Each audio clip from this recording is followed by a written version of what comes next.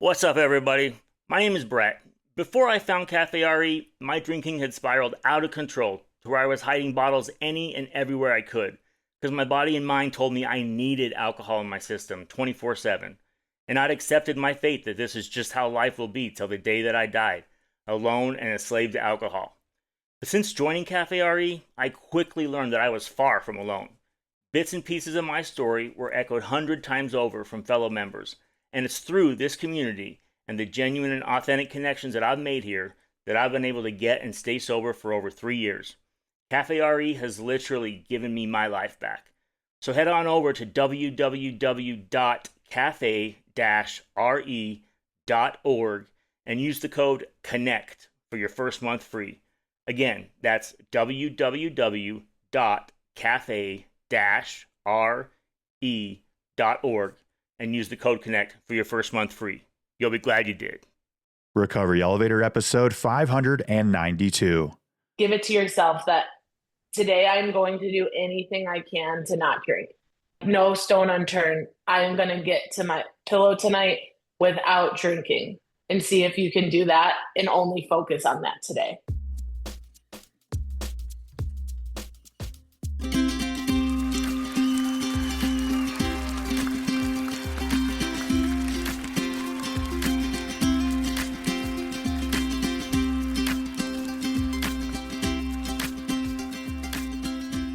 Welcome to the Recovery Elevator Podcast. My name is Paul Churchill, and this is how we quit. On today's episode, we have Lauren. She's 39 years old, from Chicago, Illinois, and she took her last drink on November 22nd, 2019. Great job, Lauren. And while chatting with Lauren, either during the interview or before I hit record, she said that one day she wanted to be on the podcast. And here we are 7 years later. You guys are going to love the interview. I want to welcome therapists, doctors, counselors, family members, and normal drinkers who are listening to this podcast, not to quit drinking themselves, but to learn more about addiction and to support those in their circle who are struggling. We are so glad to have you guys here with us. A quick lineup of our upcoming retreats and alcohol-free travel. This August will be in Bozeman. Next March 2027, we're looking to go to Morocco.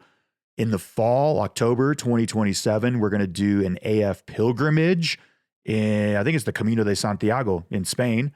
And then we got January 2028, Costa Rica. Make sure you sign up for our newsletter to get the info there. Go to recoveryelevator.com. You guys know how that works. Okay, let's get started. There is a newer class of weight loss medication called GLP-1's, think Ozempic. And did you know this breakthrough peptide comes from the saliva of the highly venomous Gila monster lizard that can be found in the American Southwest?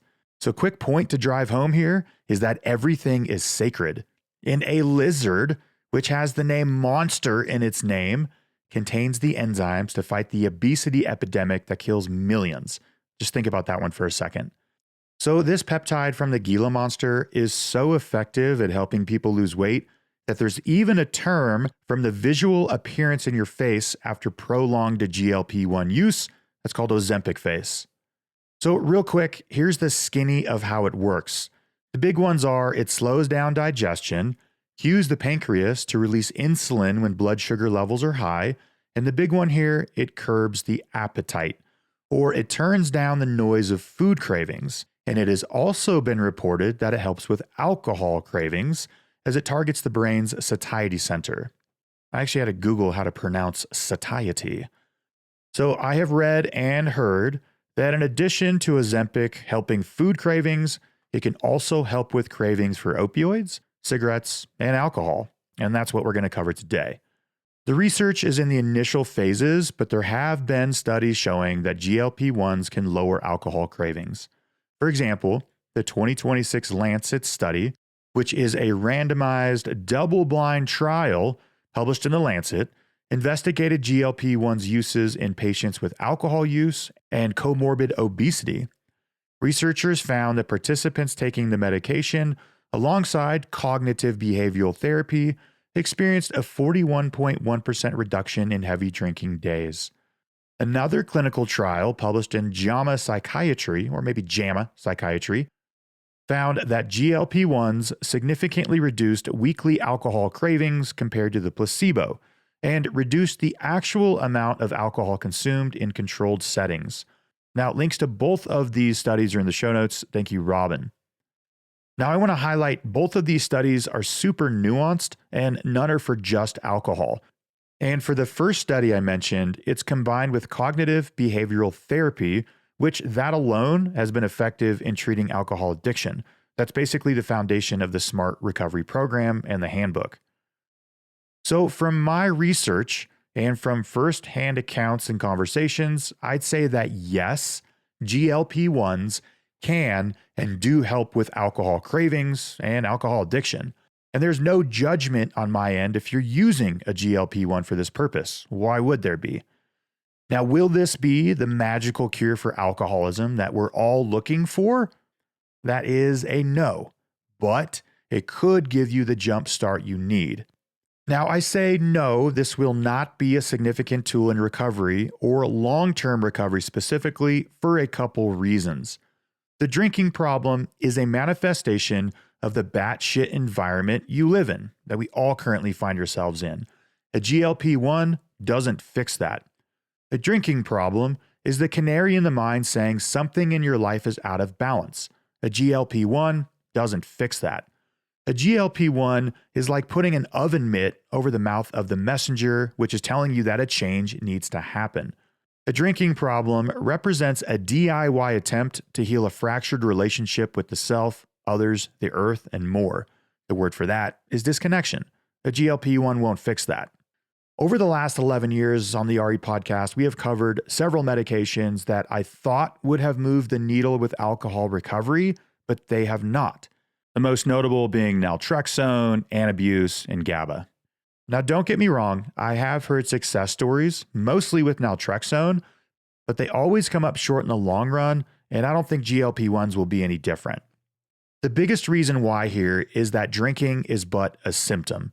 You think the problem is alcohol and the GLP-1 is turning down the volume knob on the drinking, but in reality, alcohol is the medicine we're using.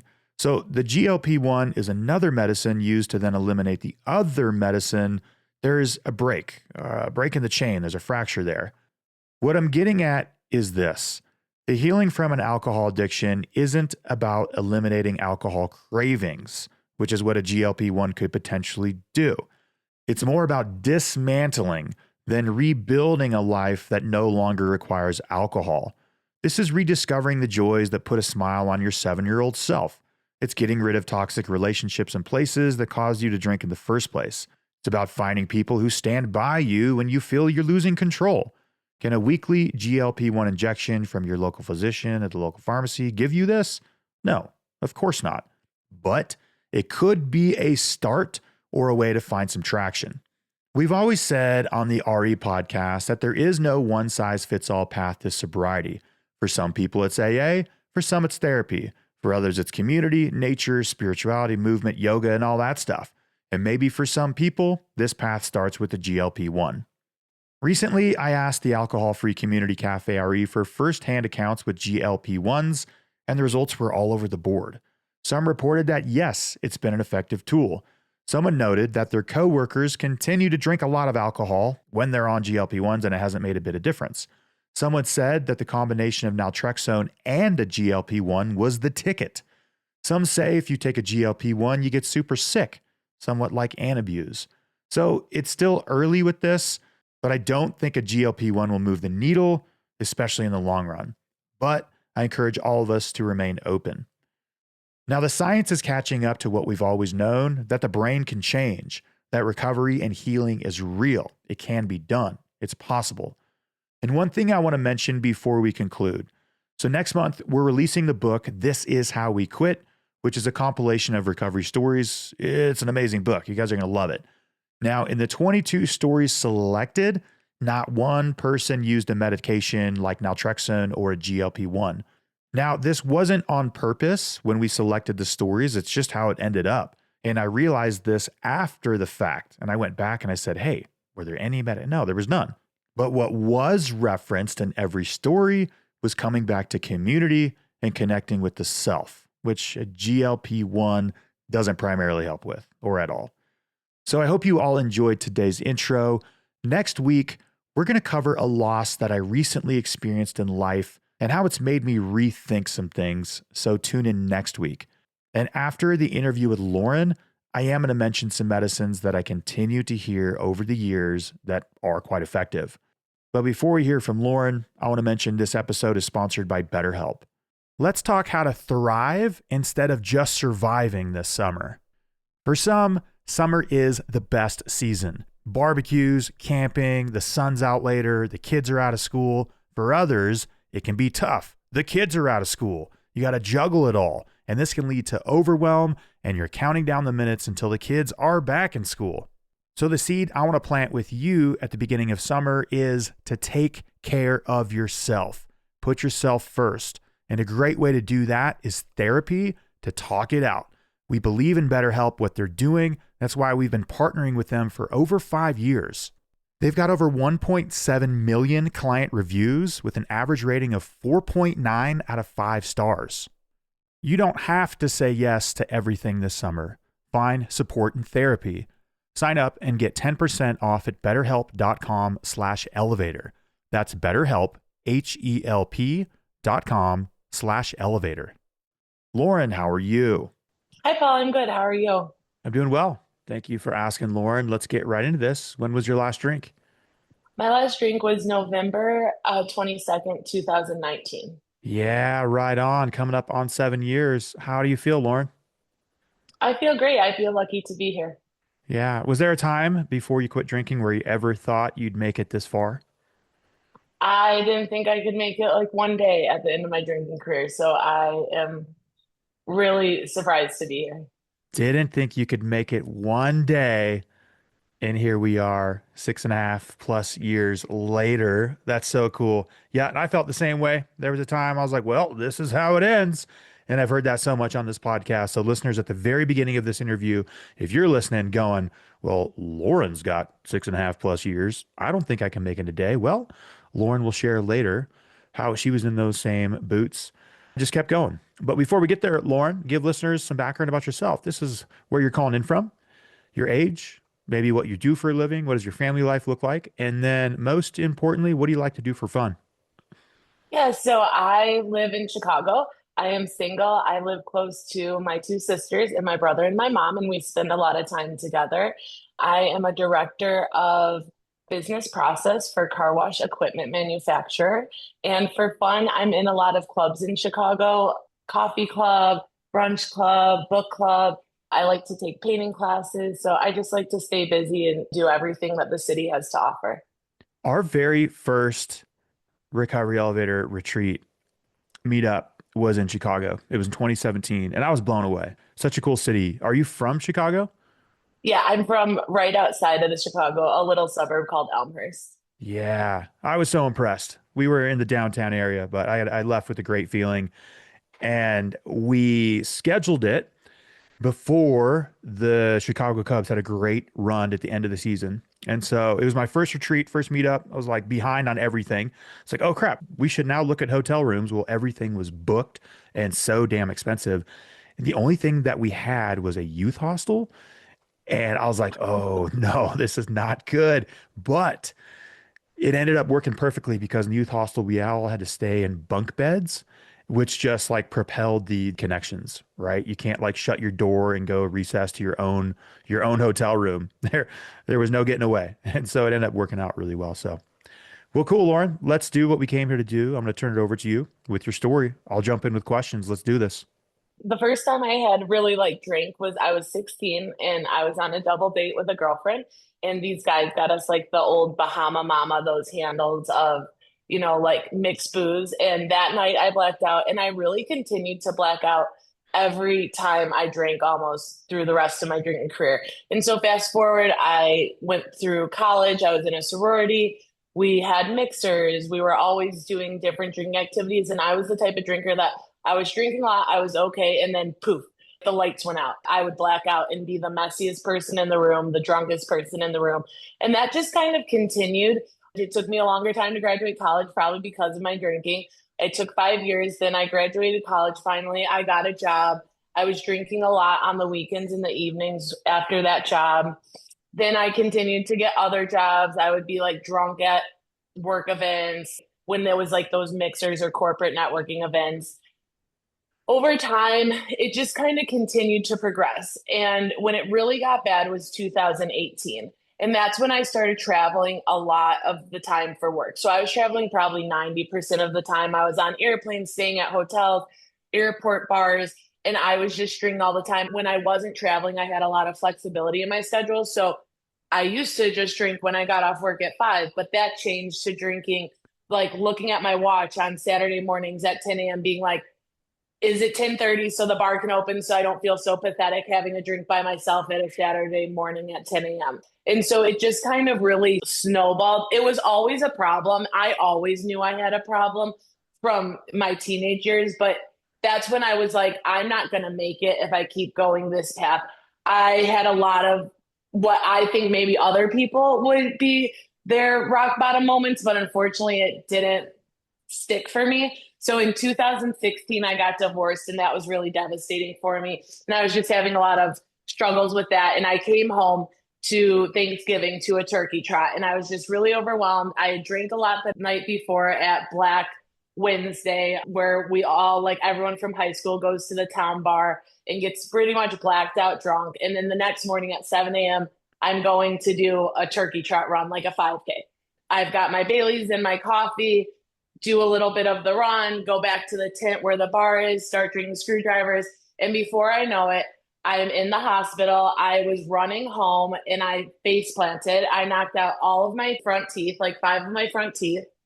And I get to the hospital. I'm like blackout, brown out. And I get to the hospital and I realize like the girl taking care of me is a girl from high school.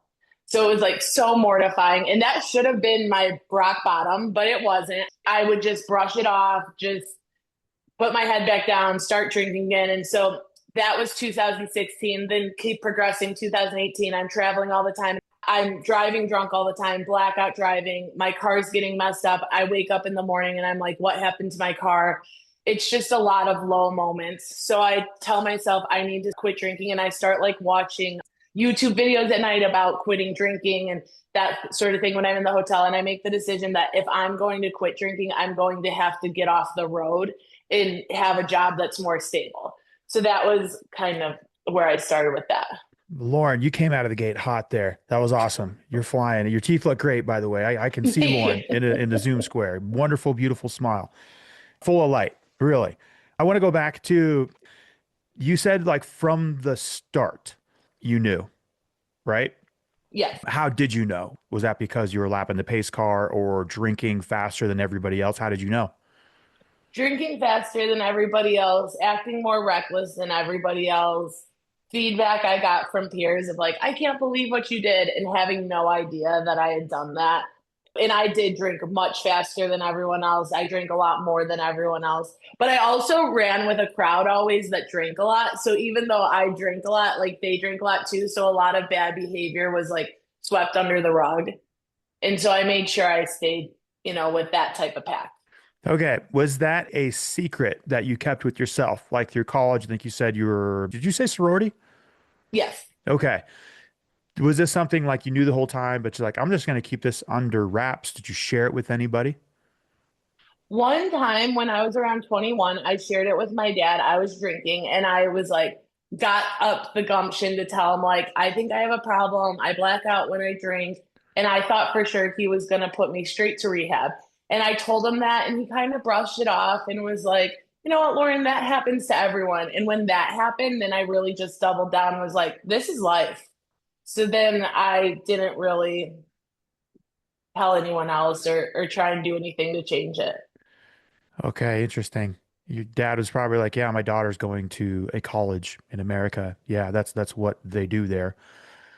Okay. I think you said your job, you're going to make some changes. If nothing changes, nothing changes. You have to get off the road, meaning traveling so much, right? And that was at 2018? Yes. 2018 and 2016 was when the turkey trot and your front teeth are knocked out. Gosh, Yeah. that's a rough one. But again, your smile looks great. You would have never known. Thank you. So 2018, you make some changes. You decide to get off the road. Was there also some cutting back changes? Like, hey, I got a brilliant idea. I'm just going to drink less.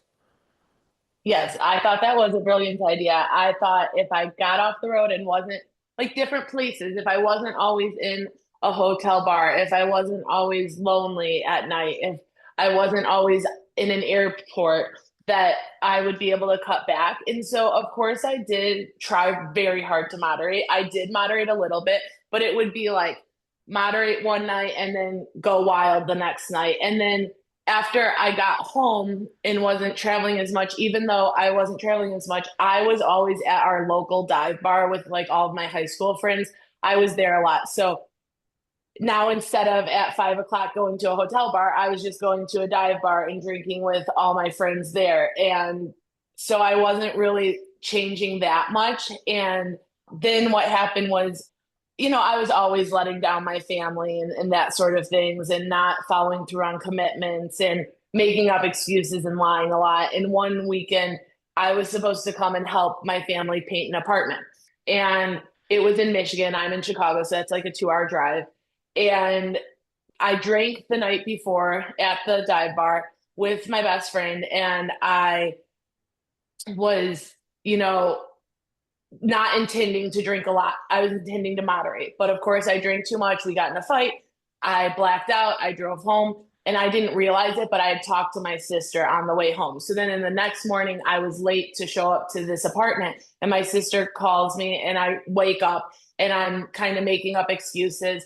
And she's like very dismissive. She was just like, you don't have to come. Like, she was just apathetic. She had dealt with me so many times. She just didn't need to deal with me anymore and was just like, don't worry about it, don't come. And also mentioned like, it sounded like you were pretty upset. I was worried about you last night when you were driving and drinking. And then I started crying and I said like, I have a drinking problem. Like, I just have a drinking problem. Like, I can't do this anymore. And she said, no, it's not you. It's the people you're drinking with. Like, you've been doing so good. She meant I was doing so good moderating. But I told her, like, no, it's not the other people, it's me. And that's when I really surrendered to the fact that, like, I wasn't going to win this fight.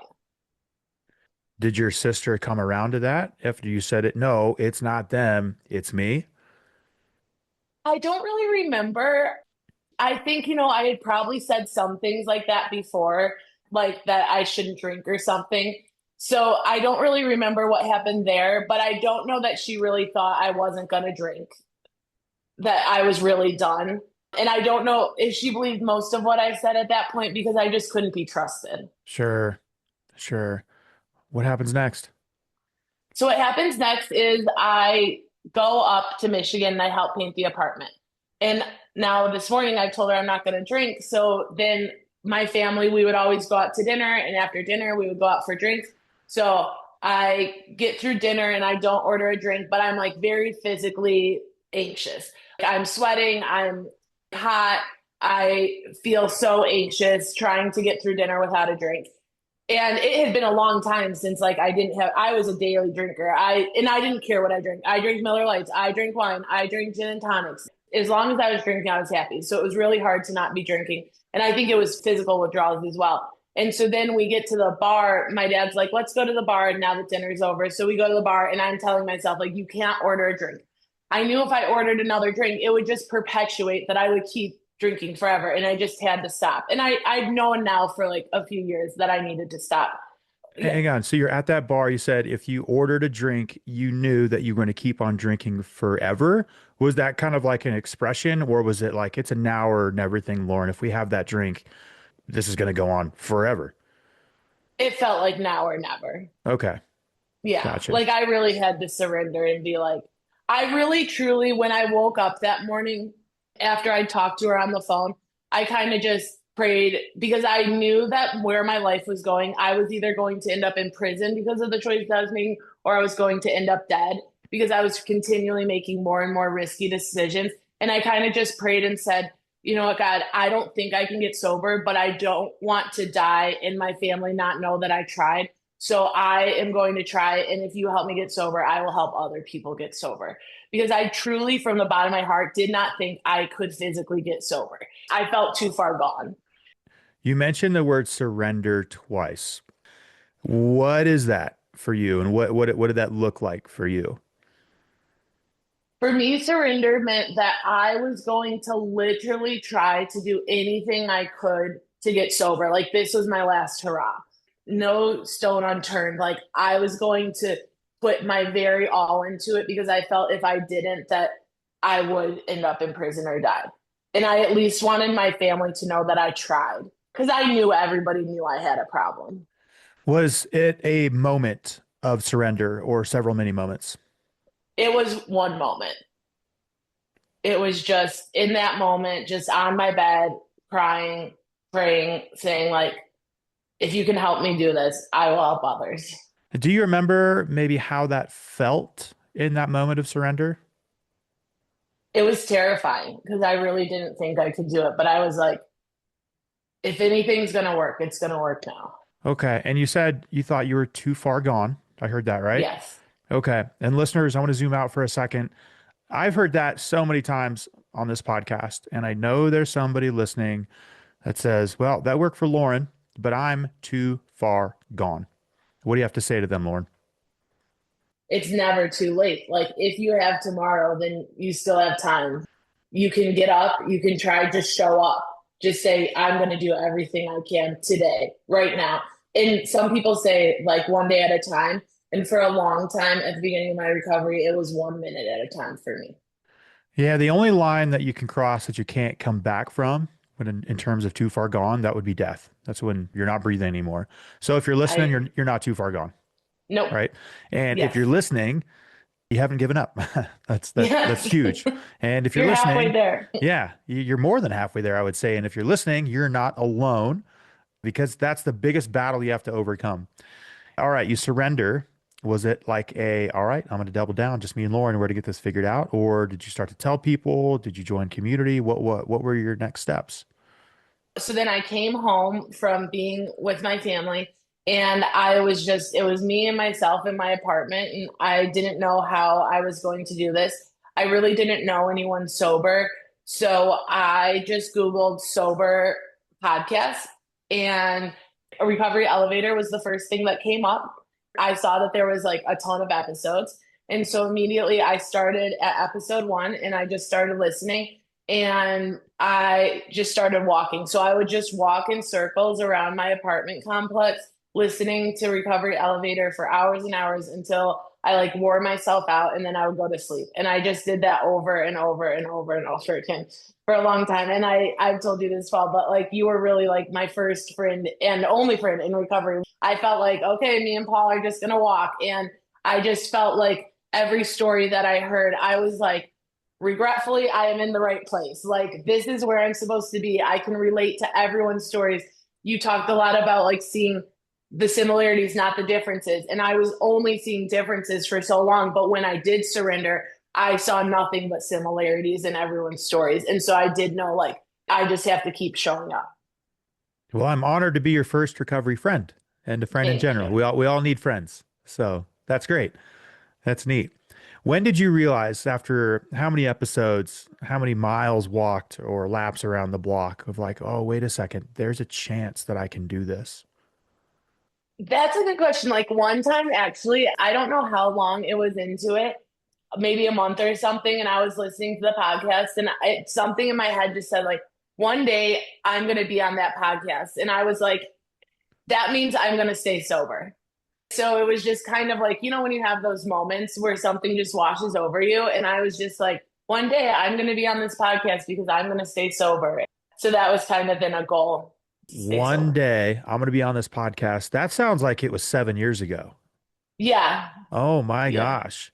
Yeah. So much had to happen for that to happen. We had to have, I don't know, maybe 500 guests before you, and I had to stay sober, right? I mean, I could have crashed and burned any time in those early days. And there's a phrase that we're all the same distance from a ditch. I like that phrase, but also like I'm not pulled to drink today. I don't think I'm very close to a ditch, knocking on wood. I understand how life works. Yeah, so I personally need to thank you, Lauren, and all the previous interviewees that have helped me on my alcohol-free journey. That's rad. That's a damn rad story. One day I'm going to be on this podcast And you just kept showing up, and 7 years later, here we are with a beautiful smile too, by with, the way. with all my team. Yeah, that's so cool. All right. Earlier you mentioned you prayed to God, Yeah. and sometimes we'll do an interview and we won't even hear the word God, universe, higher power, great universal spirit, whatever, but we are right now. What does that look like for you, and how was that an asset or a tool for you to get sober? I was raised in organized religion growing up, and I kind of stepped away from that as I got older.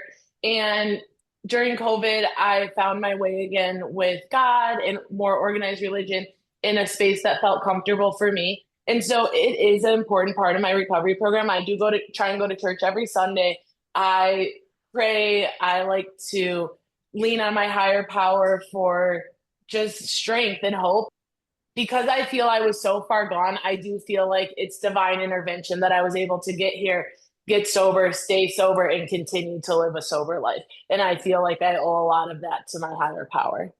Yeah, it was the Swiss psychologist Carl Jung who actually helped Bill W. They penned letters back and forth when Bill W. created AA. And he said that, or thought, or recommended that a spiritual intervention is required.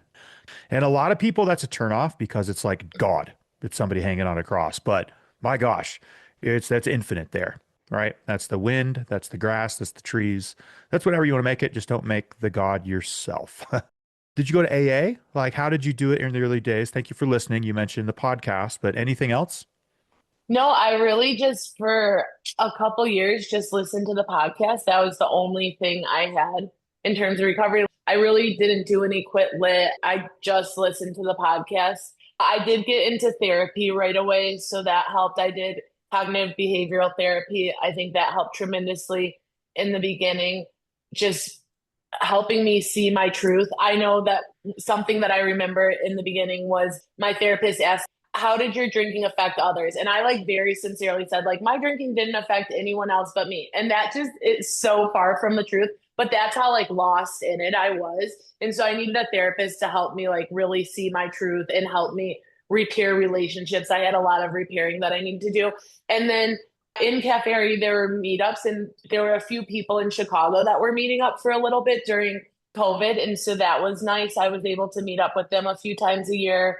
And so that's really all I did. And then fast forward to last March, cannabis was a part of my story too. And I wanted to get like sober.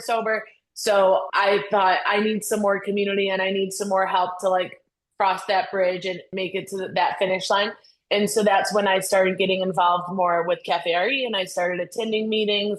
And so I attend meetings every day at lunch at work. I try and attend meetings. And then I also am in Chicago AF, which is like a social sober club in Chicago. And we do one meeting a week for all groups. There's a women's meeting I go to every other week. And then we have a lot of social things that we do as well. So that's what my recovery looks like now.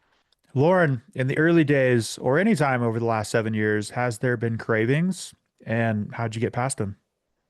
Yes, definitely there have been cravings. I'm not someone who can just say like I never get a craving. The last big craving I got was this past fall. I went to a bachelorette party. I just thought I had it. I thought there were different circumstances. I thought there wasn't going to be a lot of drinking and things like that. And there was, and I got really overwhelmed.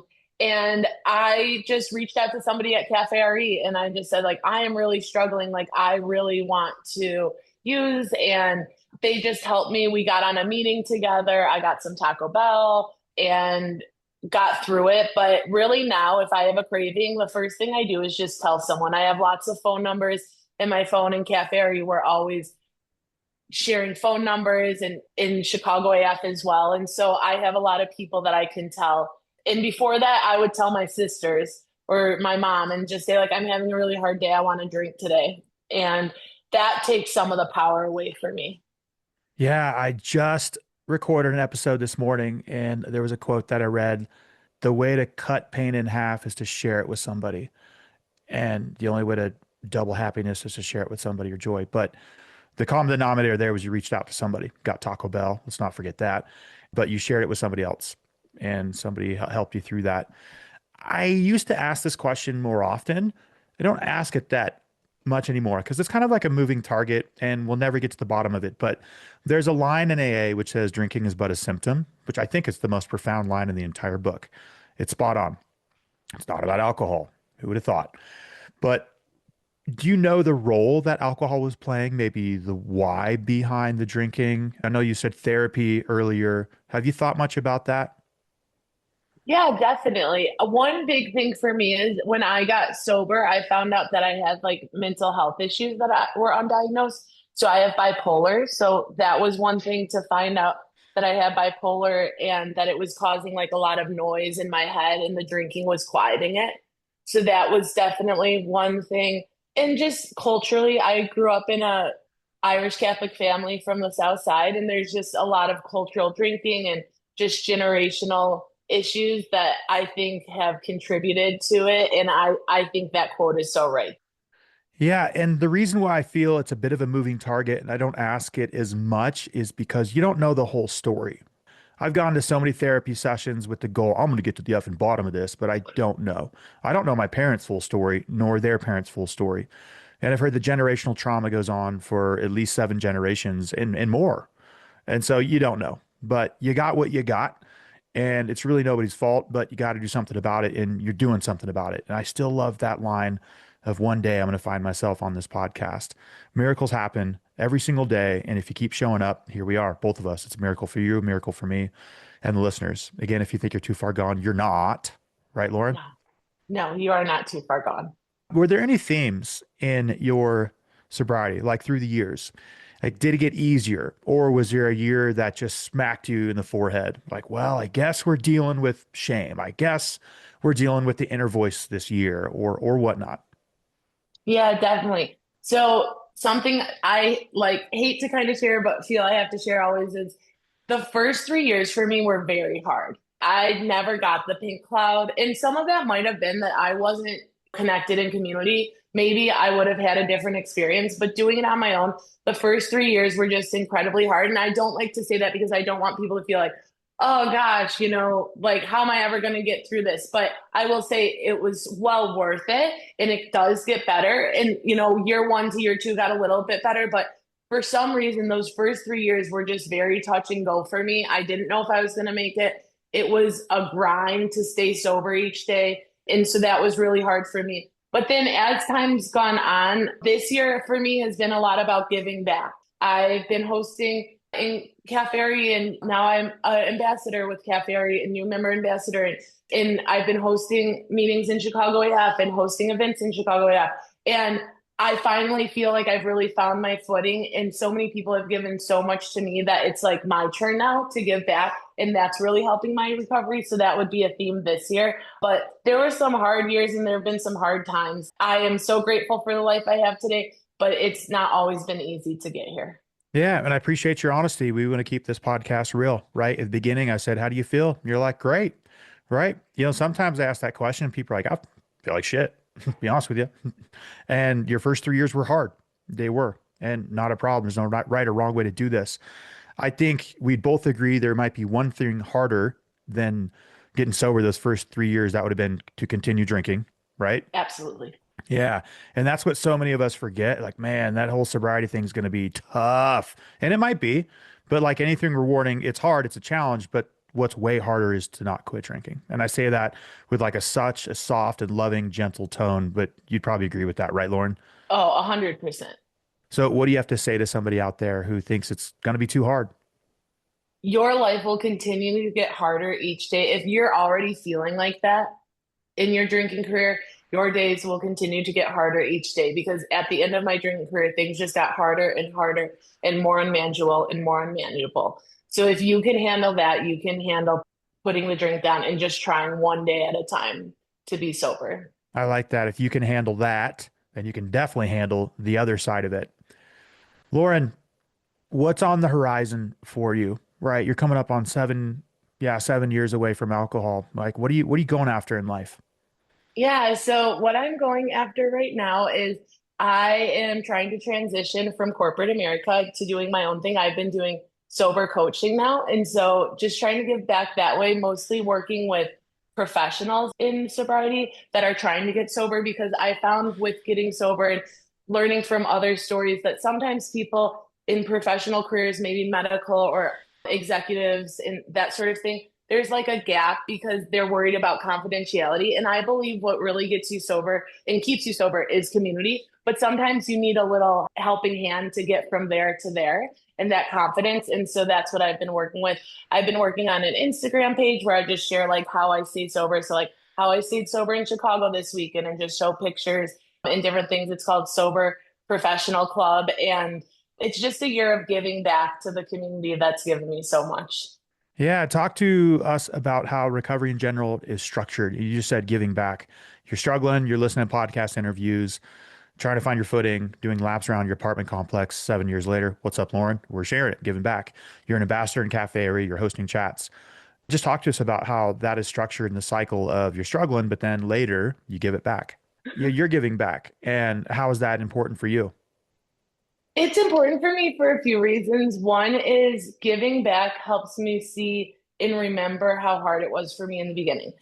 Hosting chats, talking to people, even just attending chats, I hear people's day one struggles. People are showing up so brave over and over again. Their day one, their day 15, their day 40. They have a hard day, then they're back to day one. And I know how that feels. And I need to be reminded of that to stay strong in my sobriety, I truly believe. And then also giving back is just, I just want to be there because there were people that were there for me that really didn't know me or anything and just showed up for me. And I just want to be able to do that. And it just keeps me grounded in my recovery. And I want to stay sober. And I feel strongly that by staying in the community and giving back, it will help me stay sober. How has your mental health changed in the last 7 years, 6 years, 6.5? Tremendously. Like I said, I was diagnosed with bipolar shortly after I got sober. So I got medicated, and that took a long time to figure out medication. That's something that, like, I would say if you're struggling with, it's frustrating, but stick with it because it can take a long time to find the right, mix. And then I did cognitive behavioral therapy. And then fast forward in the last year, I've been in an intensive dialectical behavioral therapy program to help me because I've had a lot of trouble managing my emotions since I got sober. When I got sober, all these emotions came from everywhere and I didn't know how to deal with them.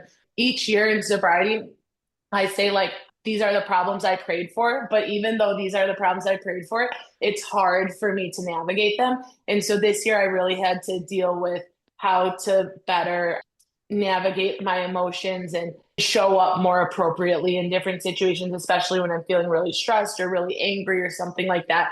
And so I wouldn't have had the mental capacity to get the help that I needed if I didn't get sober. And so I can sit with myself a lot better today than I could 6 years ago.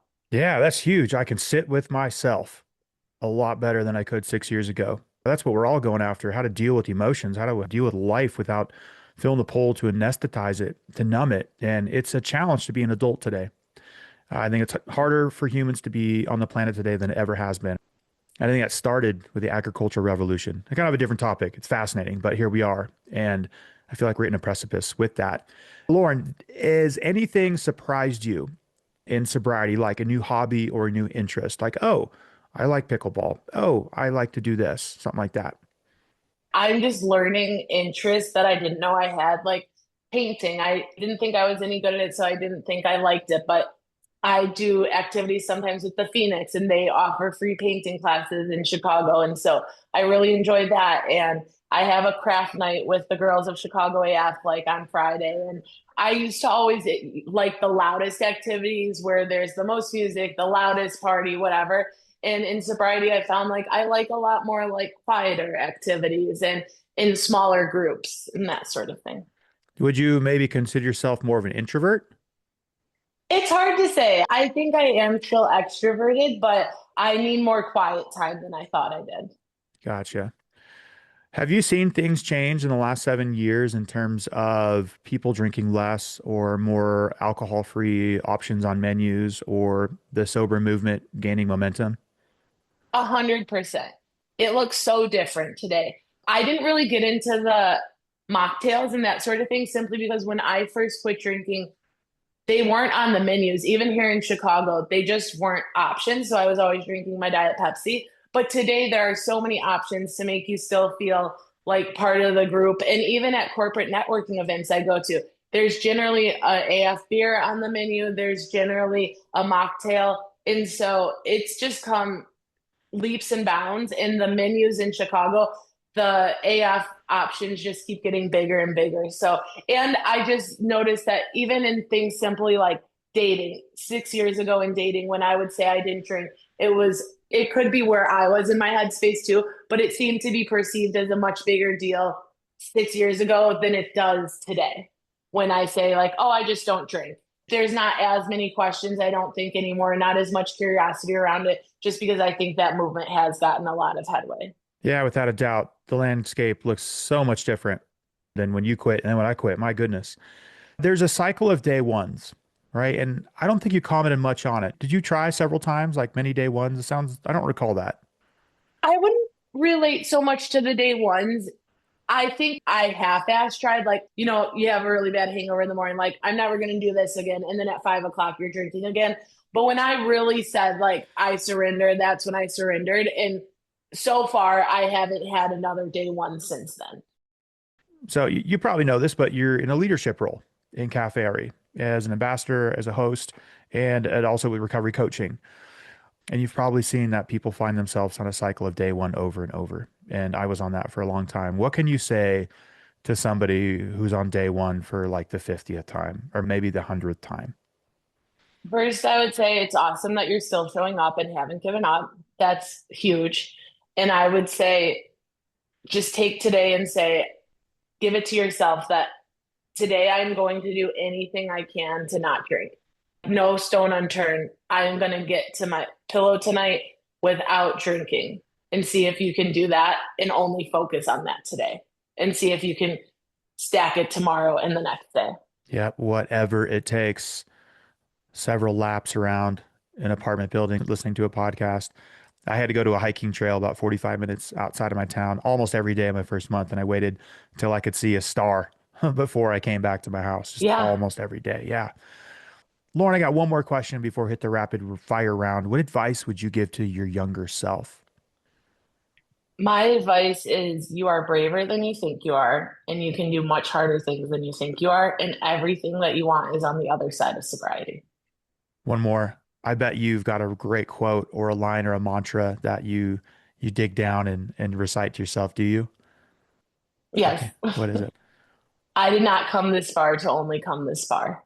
I like that. Who said that? I've heard it I before, don't of course. know. I Yeah. don't know. I should look it up.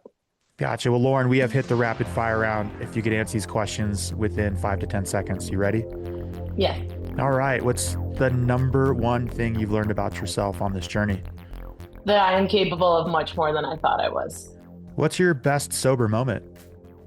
My best sober moment for my, I think, third sober anniversary, me and my family went to Disney World, and me and my siblings watched the fireworks together. And it was just a really special moment, and it represented a lot of healing. If you could describe sobriety in one word, what would it be? Joy. What's the best tourist attraction in Chicago? That's a great one. I would say probably the architectural tour on the river. Oh, okay. What's your favorite type of pizza? Cheese and sausage. And what are a couple solid recovery resources that you use? Cafe RE, go to meetings, use the news feed, the Phoenix, and Chicago AF. And then what parting piece of guidance can you give to somebody who wants to quit? Don't wait. Do it today. Do it right now.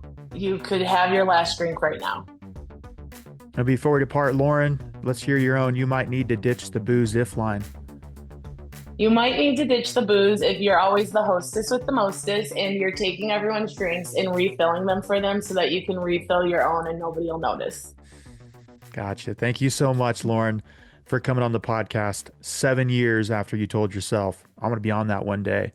You did a lot of heavy lifting, Lauren, and I know this episode is going to help thousands and thousands. So thank you so much for being here. I appreciate it. Thank you for everything you've done for me, Paul. I appreciate it.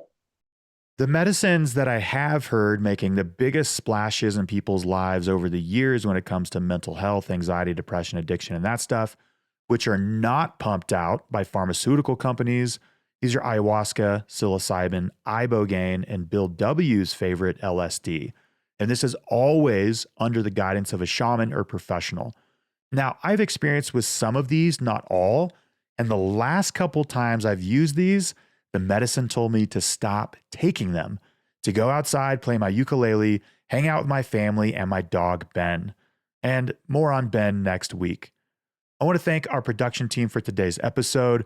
We have our editor, Natasha, Robin on the show notes, and Chris on the ones and twos, putting it all together. I also want to thank our sponsors. Recovery Elevator, you took the elevator down, you got to take the stairs back up. We can do this.